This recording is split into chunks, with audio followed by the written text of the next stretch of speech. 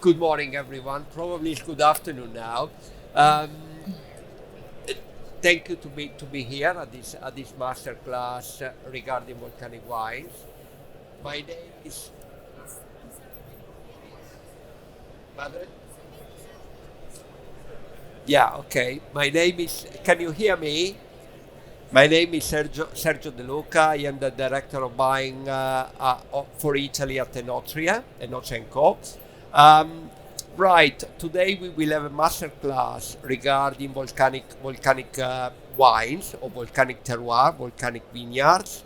Um, what I would like to do, okay, I would like the um, Pam and Stellios to introduce themselves and to speak about their company and the wine that they produce in this volcanic area.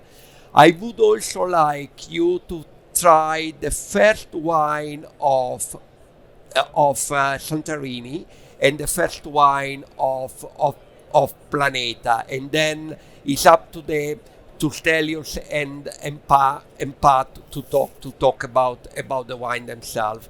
Um, I will introduce now. I leave it to Pat, okay, to introduce herself and to speak about the wine of Planeta, and then we will pass the words to Stellios. There is one thing that I wanted to say, which is quite funny. We are four people here, and we are all from different countries. Okay, I'm Italy. We got Hungary here. We got Greece there, and we got UK at that Minority. at The token at Brit at at that the end. end. Okay, excellent. Thank you. Thank you, Sergio. And I start because it's ours is the first wine. So I'm Patricia Toth. I'm a Hungarian winemaker. Ended up in Sicily for 6 months, 18 years ago, and then something went wrong. Still there. Um, I started to join this project of Planeta, which is a family-owned company, and which has grown a bit in the last 20, 25 years, to open one of their wineries in Noto, in the most southeastern corner of the island.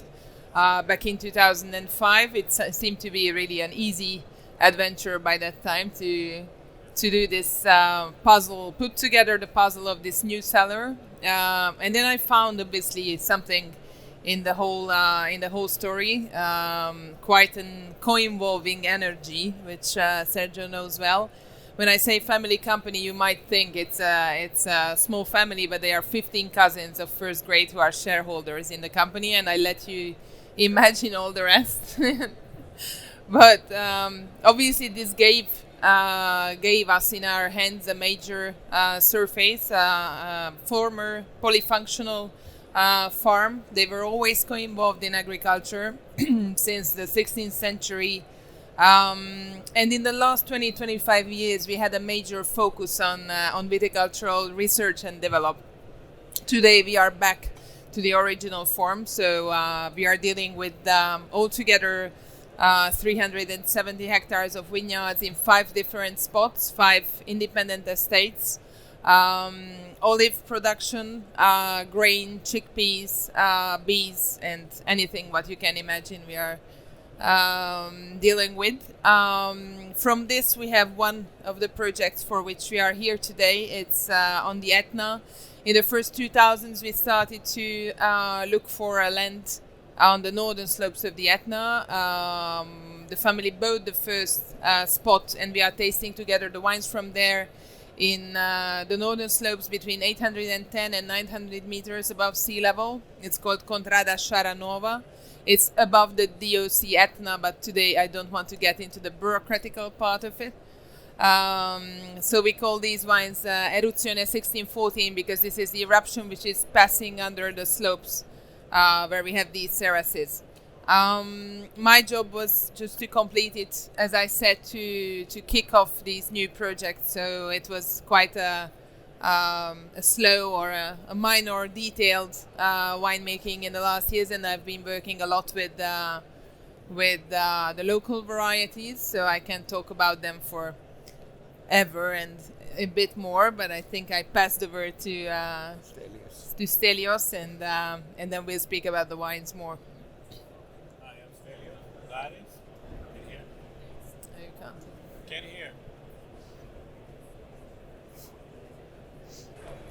Hi. Can you hear it? Now, yes. Sorry about that. Hi, I'm Stellios Boutaris. I'm a fifth generation winemaker, focusing on mostly on the north of Greece. However, if you are in Greece, you have to make wine in Santorini. It's really a funny story how it all started. Every Greek that respects himself, when they're 15, 16, they have to go backpacking on the Greek islands, as a lot of UK people do as well. So I went down there and I realized it was all vineyards there. I told my father, I said, like, Dad, I was 15 years old. I didn't really care at that time, right? However, I told my father, there's something going on there. It's all vineyards. Greek islands are not supposed to have vineyards. He took the plane, came down there, and he realized that Santorini is one of the really unique places in Greece, I would say the world, to produce wine. At that time, back in the 80s, all of the island was planted with vineyards. So, at one point, he built a winery and started making wine. At that time, all the grapes were harvested after September 15th. Why? So alcohol level will go up, acidity will still stay high, and all the grapes will be put into trucks and sent to Athens in order to be blended with the low alcohol wines of the Athens region. Then my father said, guys, this is not how to make wine. We have to harvest earlier. We have to harvest in the beginning of August. So at the time when acidity will still be high and we'll get the crispness and the minerality that Santorini wines have. So of course they're like, who are you? We've been doing this for hundreds of years. Who are you who's telling us to change things? And he's like, well, you know what? What's the price? You get 30 drachmas. I give you 70 drachmas. So little by little he started collecting all the grapes. And then back in 2009, we took a minority share at Sigalas estate. And then since the last 4 years, we've been running it. Now, what's amazing about the Santorini vineyard is that the difficulty to make wine, and also how great the wines are, I think. The volcanic soils, pre-phylloxera, you know more or less all these things. And actually also the challenges we'll be facing by tourism and climate change the next few years, something I would really like to talk about. So anyway, here we are, Domaine Sigalas, 2 wines, one generic and one single vineyard we'll be tasting today. Thanks. Just by way of introduction, hello. My name is Richard Lewis, so I'm also a buyer here in the Octra & Co team, so I buy for Greece. So I just take the credit for all the hard work that Stellios does. So yeah, I'm going to be here sort of co-chairing along with Sergio. So if Stellios didn't make it clear, he's from this long winemaking dynasty in Greece. And Santorini has been, well, a big part of his story. I think it's really interesting from this point. We've got a really nice overview from the 2 areas. And if Sergio agrees, then I think it might be interesting to hear a little bit more about the specifics of the 2 regions, because we're bridging it under Volcanic, but on one level you've got Etna, a mountain volcano, and then you've got Santorini, which is a very different type of terroir, this low-lying island. So I think it'd be really interesting to hear a bit more about the specifics of Etna, and then we can move on to comparing that to Santorini. So paint the picture of Etna. An active volcano, which is we just read not long ago the definition. I don't know if it's clear for everybody. It was not for us. That you call active a volcano if it had an eruption in the last 1 million years. So I would call Etna a very active volcano. Year-wise, it's around 13, 15 eruptions lately, and we are happy when it does because it's decharging. It's a volcano with an activity similar to Stromboli, which is active every day now, so it's decharging quite often. If it's silent, that's the worrying thing. When was the last time it erupted? It's a few months ago, in the harvest, actually, obviously. but it's good news, you know. It's that's why they call her a she, because if she's silent, that's a worrying factor. It's not like the Mount St. Helens or the Vesuvio, which are having these very long sleeping periods, but decharging always. So obviously we have a super changing terroir. It's not affecting, obviously, it's a question which we get often, how it does affect our activity. First of all, obviously, it's a blackjack to plant a vineyard up there. So I just had a question from the journalist last week with like, do you have good assicurations for the vineyard? I said, no, it's a bit major, because obviously if the lava goes down there, it's nobody wants to pay for that. But obviously the vineyards are in areas where the population has observed that usually the lava was not passing there. It's a big volcano at the level of where we have the most of the vineyards. It has 270 kilometers of a circumference. So when the lava comes down, that might be 500 or 1,000 meters. And it's not often arriving down to these areas, because the top of the Etna is around 3,200 meters now. Do we have anybody from Tenerife here around? No, right? Because usually we say that it's the highest volcano in Europe in a geographical way, but in a geopolitical way, no, because Teide is 200 meters higher. It's always a very sensible question when we have our producer friends from Tenerife around. It is an area which was in the middle of the focus of the production in the last centuries. It was, as you said, also from here they were shipping out wine for a very long while, especially in the end of the 19th century. The phylloxera has arrived late to Sicily. The production was big. Everything around the Etna was co-involved. By that time, we've been speaking about the surface, which was going up to 53,000 hectares. So everything around the outskirts of the volcano were also used as vineyards, and it was shipped out as juice or as a fresh wine to North Italy and to France in the crisis of the phylloxera. The whole reborn of the area started in the 2000s, a little later than generally in Sicily, because Sicily itself has a major, super interesting mosaic kind of a production, and that started to reborn in the 80s. On the Etna, this has arrived later. Today we are speaking around like 3,000 hectares, a lot of old vineyards, and still a lot of them to be saved and to be repicked. The major local varieties are Caricante and the Nerello Mascalese. And Caricante, or the white one, was super minor by that time when we went up. And Alessio Planeta, my boss, who's the between the cousins, is the responsible for the production. He had this very clear idea that he wanted to plant in the first part only whites. We went up there to have some mountain whites, no? Because from our vineyards that was the power which was missing. And when you said that you had to tell them to pick earlier, I was smiling, because I had to fight to pick later. No. Because on the Etna, the tradition was to pick early when it was super. The Caricante was mixed in the middle of the red grapes, and it was used to give acidity, and it was used to give some sharpness to the red wine. So what we had to fight for with the in this very diplomatic, slow way to change the minds of the elder people in the area, it was to pick later, because the Caricante itself alcohol level. Also because of having the completeness of the aromatic compounds. Because in the beginning it's a very neutral, well-behaving central weight. But not so exciting from the nose point of view. That's why it's also good for having a sparkling wine. This was our first project to have a sparkling wine, and it's the only one.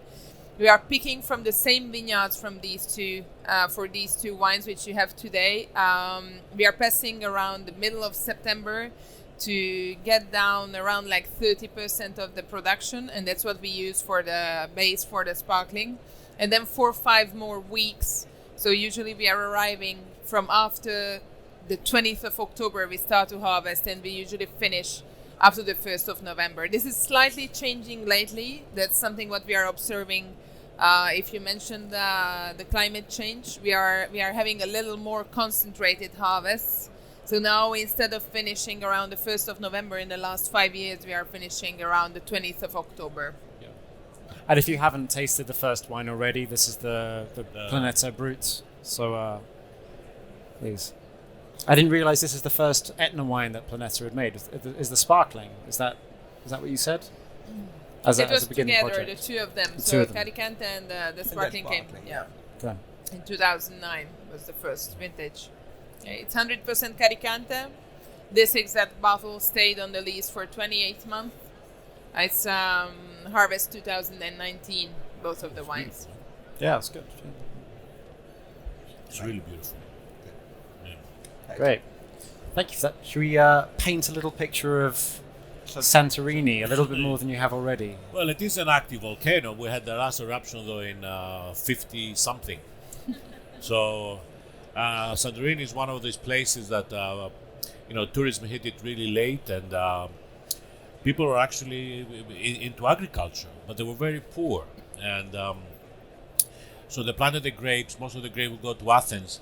In the 19th century, will go mostly. They would sun dry the grapes and make the Visanto of Santorini, Vino di Santorini, Visanto, and it was mostly shipped to the Vatican or to Russia at the Orthodox Church there for church purposes. Are we going to start a war over claiming the Vinsanto name between the Italians and the Greeks? Yeah. It's Vino Santo and Vinsanto. We don't want to fight too early in the week. I'm Hungarian, remember? Yeah. You can be in the middle. So Santorini is like what terroir is all about, and when we mean terroir, also the human intervention, because of the heat and the winds. It's over the years they found a really very specific way to prune the vines. They take actually the wood and they weave it into a basket that's actually lying on the soil.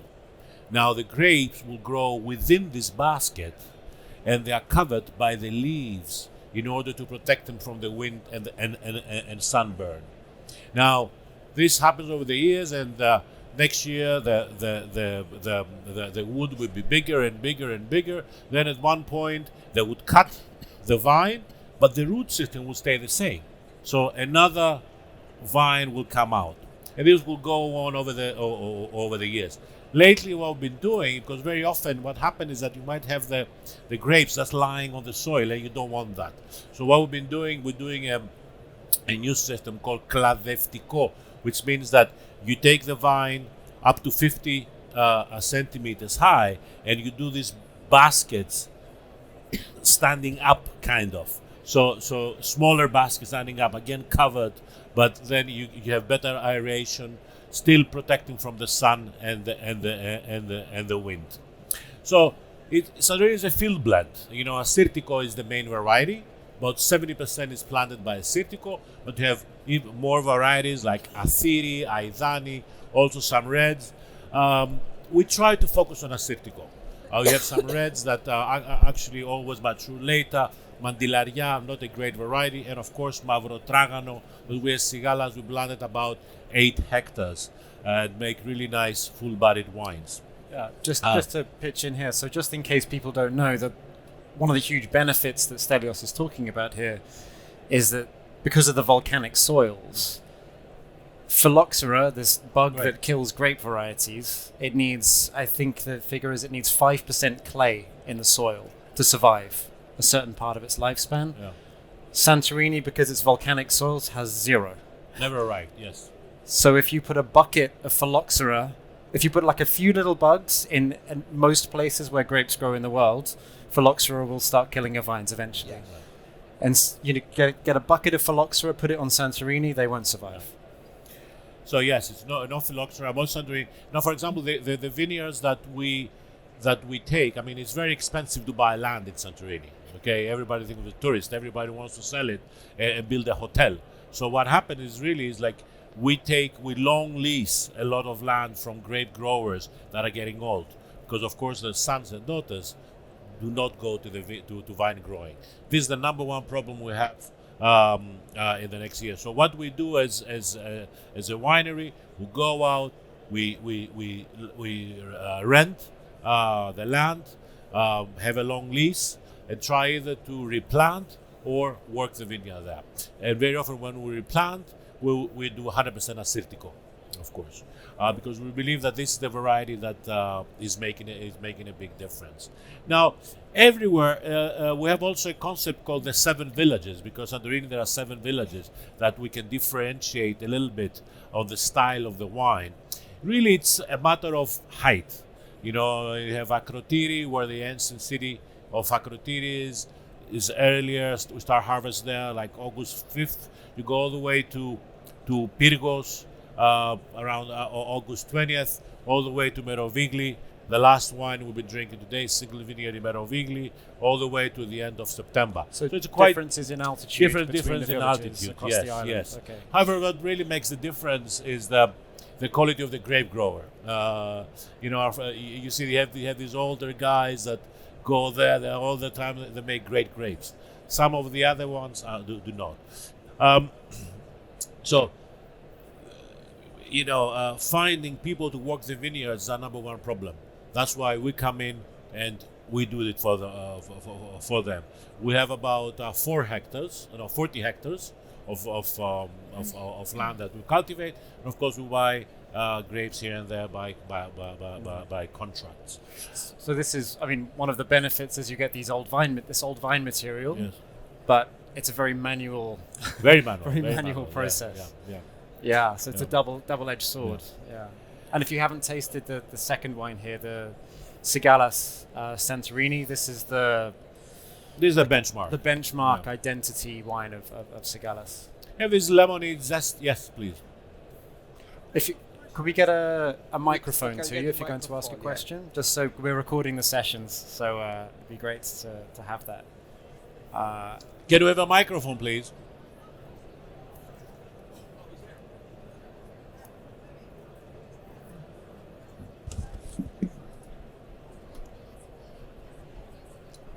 Thanks. Hello, Hello. Hi. can you hear me? Thank you very much for It's coming through a little bit louder. Oh, we can hear you. Yeah. thank you very much for coming here from Italy and Greece today. Thankfully, the weather reminds us of Mediterranean as well. A couple of questions, if you don't mind answering, and they're probably long answers, but half of it has been already answered by Stellios.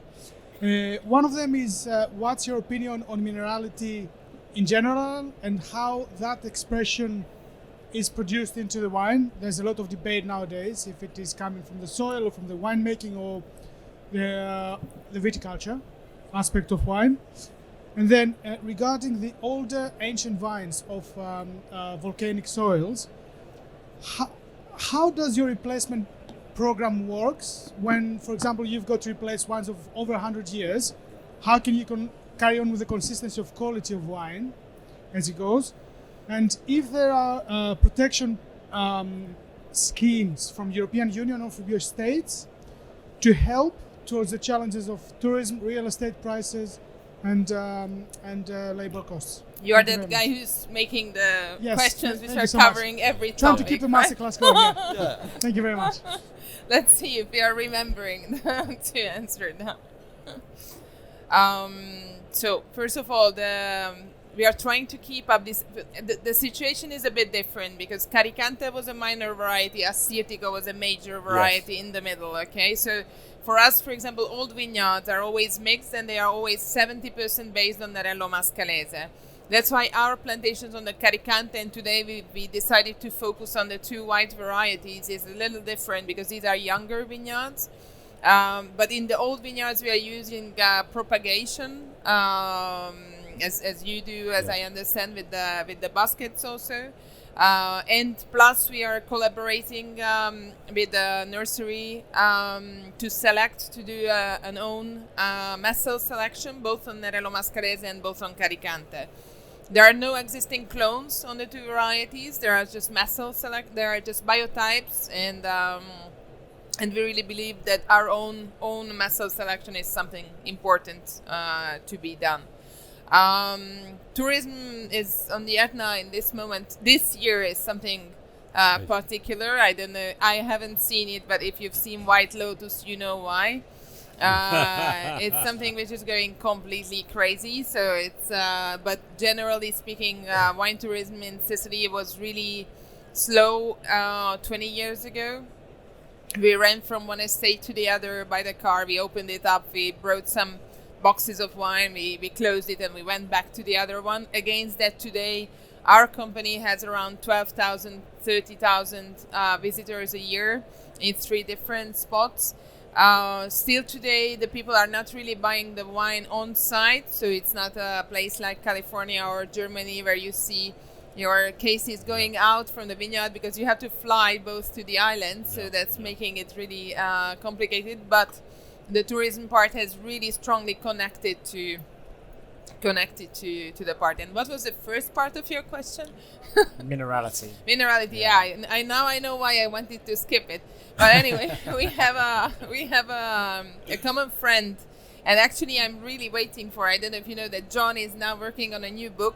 John Sabo, who wrote the book about volcanic wines, and now he's working on a book with a professor from Montreal, who is working in chemistry, and he took as a research topic the minerality in the wines, and John is the one who is trying to translate it to digestibles. I think that will be really interesting, and that will help us to explain that the connection is not direct. Okay, so there is the plant in the middle, and it's the effect of the site and of the minerals being present on the site on the plant, which is then bringing the flintiness, which is super characteristic from, for example, for the volcanic wines.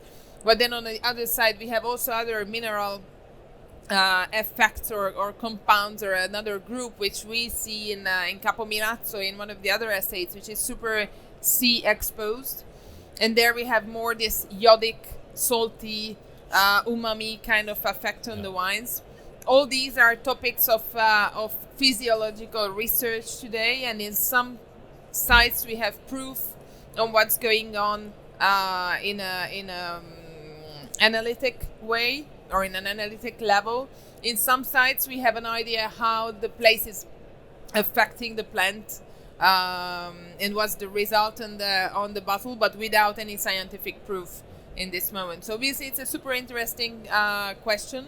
For sure, it's pushing these grapes towards to a salty, flinty kind of a note.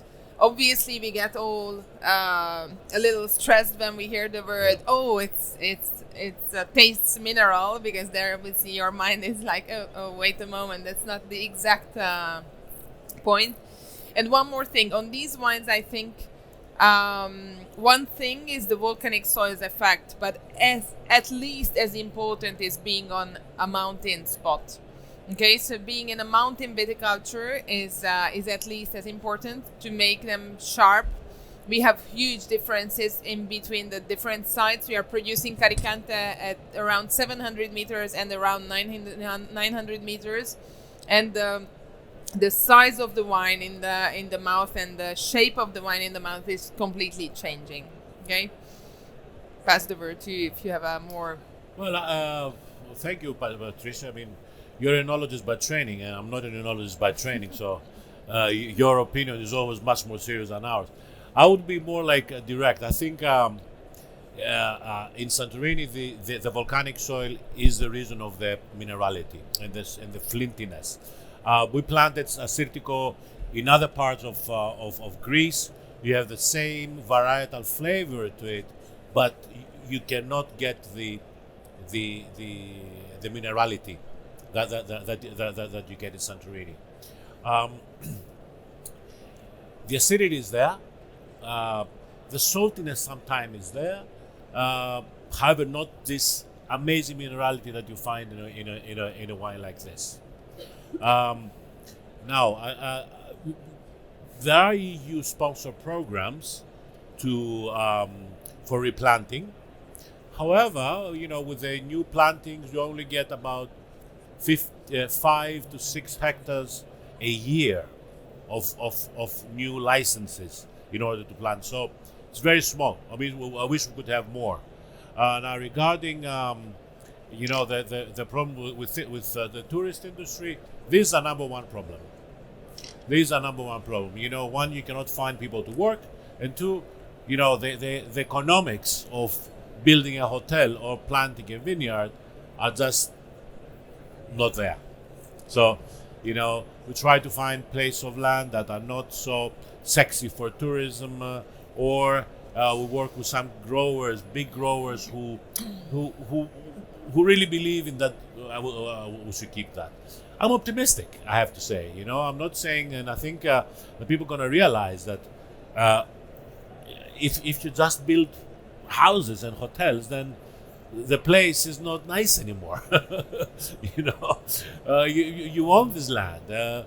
But no, there are no EU sponsor programs. Now there is from time to time, the government will come and say a ban on all new construction. But then you see another hotel building up. It's like, where's the ban? And I think but this is South Europe, It's also a matter of size in this case, Matter of because size. when you have such a beautiful spot like Santorini, which is small also, then you can really get into... On the other hand, tourism is really like, it's a two-sided Blade. blade, Yeah. On the one hand, you have all these people that come to the island and consume your wine. And a bottle of wine consumed in Santorini is 40 euros for us at a Celado. Although I have to sell it to a Noce & Co, I have to sell it much cheaper, So there's always like on the other hand, you cannot find the people to work the vineyard. So, and of course, Santorini got his name, the wine Santorini, because Santorini is so popular. And then Assyrtiko comes in, this great variety that places it in one of the top vineyards in the world. Hope I answered your questions. Right. Any other question from any of you? Right. I just wanted to say I listened quite interesting to your things. There is one thing that came into my mind quite strongly, and is something that is very trendy to talk in these days, but is very important as well, and is a question of sustainability. Okay, they are both, these two producers, they both come from volcanic area, but they also both come from area that they have. You probably heard Stellios talking about how the hotel want to get more and more. Fortunately, in some way, Etna didn't have this situation, but in different way, Etna has to save themselves against some possible eruptions in the future. Okay, the thing is that my point here is what you two do for make an agriculture that is more sustainable, and an agriculture that is actually working with the weather changes that are in these days. And I leave it to you. Well, Santorini is, I dare to say, a naturally organic island. If you do nothing, the grapes will grow. So it's always, if we're the people to just go out and cut a little of the grass that grows around in the vineyard, then no pesticide would be used. Is this happening? Not really, because you cannot find the people to work the land. So that's one more reason that we sometimes replant and we try to make the vines in a row so the tractor can come in and cut the grape and cut the grass.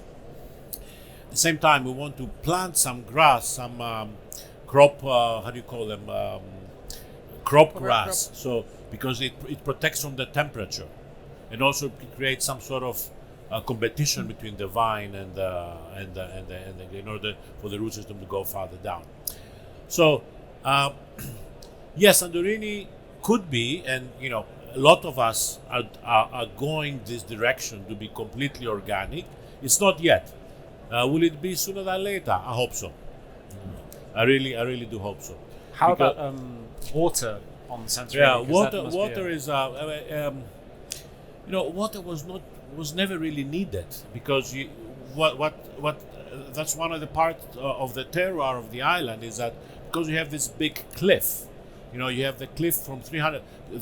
The island was round, so when the volcano erupted in 1600 before Christ, the island was cut in half. So you have a big cliff that's around 300 meters tall. So what happens is that in the morning, a very special moisture is created that actually irrigates the volcanic soil, which works like a sponge. So even in the morning, I think we might have a picture here. Even in the morning, you're in a hotel, and in the middle of August, you would wake up in the morning, and there's a mist everywhere. By 10 o'clock, it's gone, right? But this is actually the moisture that waters the plant. It's very much of the volcanic soil. Now, is it still happening? Yes. Are we trying to irrigate? Yes, the new vinegar will try to irrigate, because, for example, this year has been a really difficult year. We so far we had less than 80 millimeters of rain all of the year. It's nothing. And then all of a sudden, 2 weekends ago, we have hail. Now this is what I call climate change. It's not, of course, temperature is rising, but this extreme phenomena of heat waves or hail in April or May in Santorini. Just this, you ask the older guys and say, this never happened. And how we deal with this? I don't have the answers. But these are problems I have to deal with. So Sicily is also an island, obviously, and you said the word, it's naturally organic, and obviously we have to explain, I think, that what we speak about in this case is that you always have also because of the surface of the water which is around us, you always have a breeze, you always have a movement of the air, and you don't have a big fungi pressure. Okay, so you really can be organic in a very easy way. Sicily, though, is bigger and it has more different spots. It has mountains, it has inlands, it has different conditions. We have precipitation averages in the different areas between 250 millimeters a year up to 1,100 millimeters a year. So that's why actually we can make, for example, the 5 different estates, because we have so multiply options for the production. And also we have more than 40 varieties in production today on the island. So you can find in this puzzle where and what is working well. Being on an island also means that we don't only have to deal with the viticultural side. So that's why we did work on the sustainability program, and I was the boring one who always said that no, we don't want to get into the national programs and we don't want to get into the European programs, but we have to develop our own, because actually from certain sides being as you said, being organic in our places is easier, so we have to restrain more the rules on that side there, and we have to deal with other problems. Which are the other problems? We did pilot a program to develop this regional sustainability program together with Tasca d'Almerita, the other important family-owned producer. Between 2010 and 20, we did work together with the University of Piacenza with the agricultural and sustainable agriculture department. And we weighed our carbon footprint and all our activity actually, so from the vineyard to the transportation till the client. And what we've seen is that obviously our main ambiental way is on the transportation. So what we start to work on is the transportation of the materials to get into and we are speaking about, here I have to underline that we are speaking about a smaller niche production in Santorini, and we are speaking about a big vineyard. We are speaking about 100,000 hectares of a vineyard in Sicily. Okay, so this is a major size. What we started to work on first is, for example, creating a local bottle. Today we are ready, and actually in 10 days we have the first regional bottles which are produced in Sicily from recycled material in Sicily, to cut down the carbon footprint. And this is something concrete, so we are trying to work on very, very concrete, very material projects. What the climate change in the meanwhile is bringing to us is something strange, because our precipitation averages are getting higher. So, but obviously with intense events, as you said, so we have some extreme heat days, but in the meanwhile we have in the certain areas 100, 200 millimeters more of rain. Now Sicily was always used to collect water, because we don't have that kind of mist in the morning, so we have more lakes for getting together the water, and there are channel systems from back the 50s which were created to give the possibility for a quality agriculture. And this is something which we have put back to use, and we just have to develop all these emergency systems to irrigate if we need.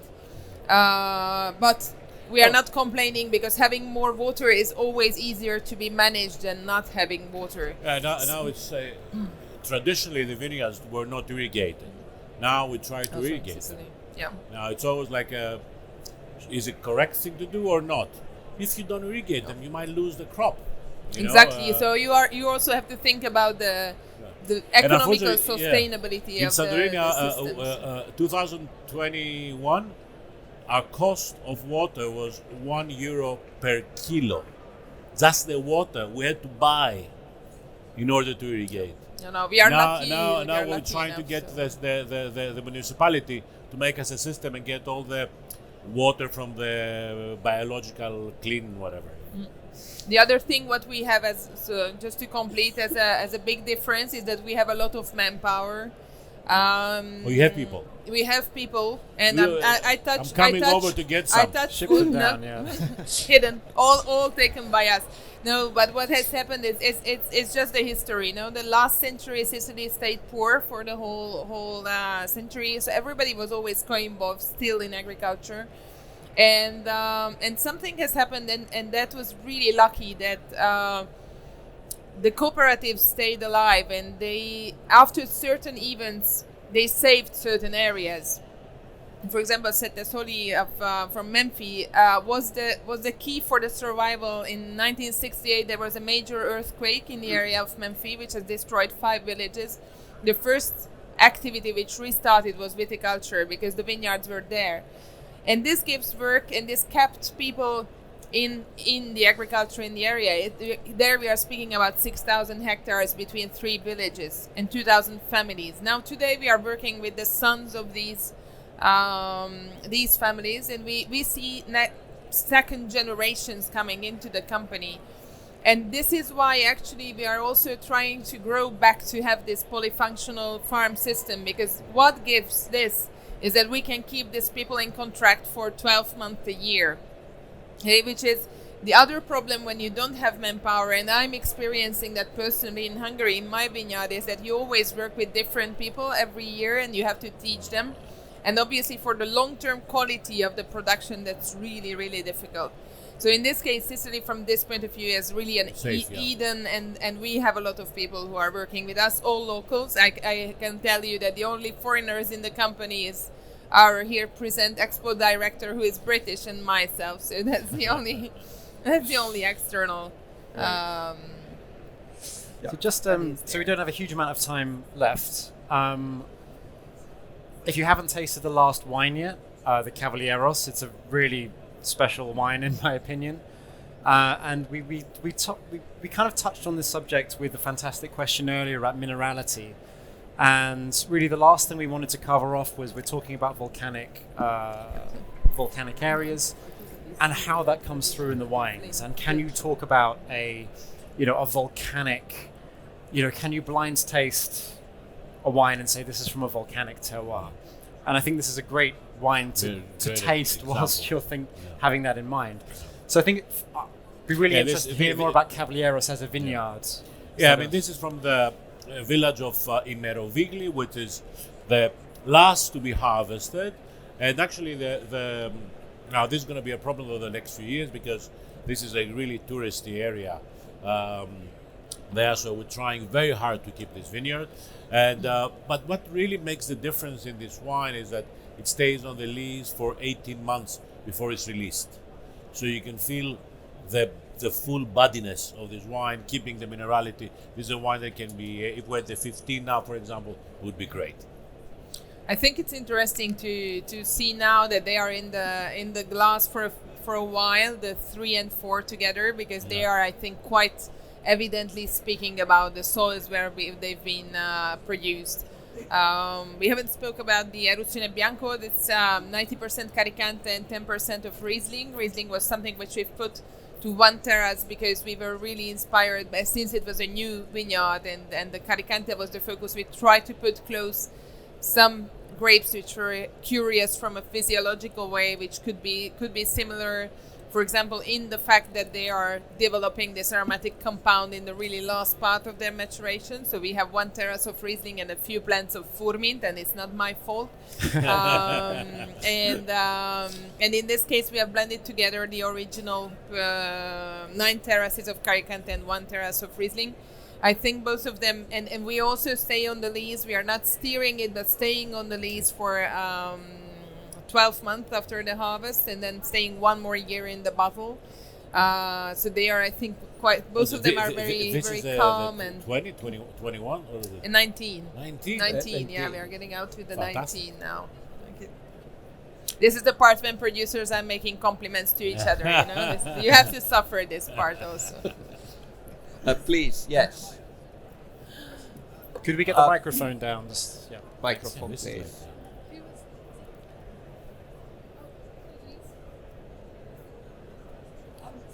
You just pass it through, though. It's, Pass you're it. kind enough. Thanks very much.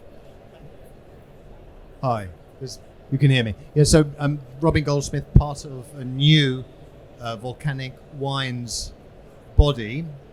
So we're going to be we're setting up a new trade body, and we're also doing a tasting later this year, specifically on volcanic wines. So one of the things I wanted to ask you is, do you have a specific strategy in getting volcanic wines better known, but also sold in both on-trade and retail in the UK, but also generally? It's a difficult question, I think. I just take a point from Italy now, which is a country that I know better. To me, we have started in the past to try to work on volcanic soil, or on wine from volcanic soil. I mean, you know that there is a bit also in the Veneto area, in the Soave area, which is quite volcanic. We have done quite a lot of work in the past regarding that. Of course, we don't have to mention Etna because it is, but we also have in our range, for example, we also have wine in the Campania area, near the Vesuvio, or on the other side, on the Isernia side, on the other part of the Vesuvio, the Taurasi, those areas. Yes, I think there is quite a lot of work to do, but we have never thought in that particular way. I have to say yes. Thank you. Yeah, it's interesting to think of it as a category, because you have, in some level, that's really interesting comparison, like getting these two producers here today, but it covers a lot of different boundaries, right? So as Sergei says, from Soave and Taurasi to Tokai, we've got a Tokai producer later in the year, so it's hard enough getting producers within countries to agree to do things, never mind across lots of borders. But I think that's the job of people like us, to kind of do tastings together, and promote that. And also, I think there is a slight danger from my perspective, not that I'm here to give my opinion, but to kind of fetishize certain terroirs, volcanic things become very cool and trendy, And that's great, but so long as we're backing it up with in-depth sessions like this, and saying this is why this is special, this is why you should pay attention, not here's a thing that sounds cool for a couple of years and then people move on to the next thing. It's important to kind of really substantiate that. And I think one of the important thing is we notice we are all talking, for example, Pat and myself, we talk about this number 3 and number 4 and the connection that they come from a small island in Greece and a big island in Sicily, but there are connections in the quality of the wines itself. So I think it's a very good idea in the future to be able to take this sort of idea through to the consumers. Yeah. And it gives a new way to present the same wines, which is fantastic. There's a question here, if you don't mind passing the microphone over to this lady, that'd be great. Thanks. Hi, I'm Yana from How to Enjoy Wine, and I have a question about wine 3, because Caricanti is not a great variety I'm familiar with.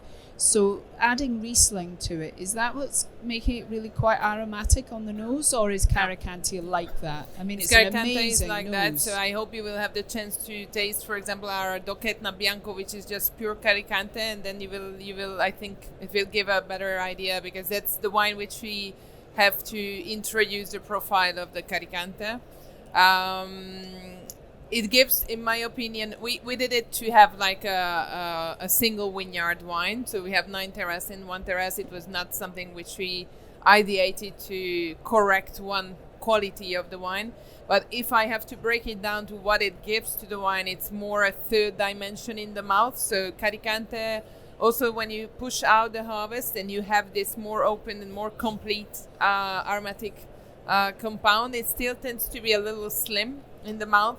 So it gives kind of like a third dimension around it. It's a little bit hugging this slimmer structure of the Caricante. Is that why you use the lees as well? The lees for the mouth? It's to find a good balance in the redox potential. You know, a lot of times in Burgundy, you find these wines where they are just staying on the lees, and we don't want to make it fatter. We don't want to make it bigger. We want to actually preserve this linearity and this more compactness in the mouth of the Caricante, but just to give them long bottle aging capacity, which is already quite destinated to be, because the Caricante has a very low pH, which is super sexy being in Sicily. We are picking in this upper vineyard between 2.97, 2.98, 3.02, and then it drops down like 1 gram of tartaric acid in the winter, because the winter up in the cellar is quite cold. And here I point out that everybody is saying that you are never suffering from cold since you are living in Sicily. That's not true. No. It's a legend. And the coldest winter of my life was in Santorini. Exactly. You are suffering a lot. This is a psychotherapy. And I lived in Chicago for many years. Which is a good base, actually. Yeah. Everybody is saying when I'm complaining in Sicily, oh, you are Hungarian, you shouldn't. I said, we have thermo isolations and heating systems, which is a little different. But in the winter we are losing a part of that, but we are going to the bottle around 3.1, 3.15. So it's something which is really, really luxurious for us one fellow producer puts the pH 2.9 on the label. You know, he's very proud, right? Very geeky. If there's a last minute question, we could squeeze that in, but unless not, then are there any other questions? If there are not, I would like actually to say thank you very much again for being here, and I hope actually that this is, as you said, this is actually one of the very first ideas of starting to talk about volcanic area, volcanic wines in the world. Yes, thank you very much. Thank you.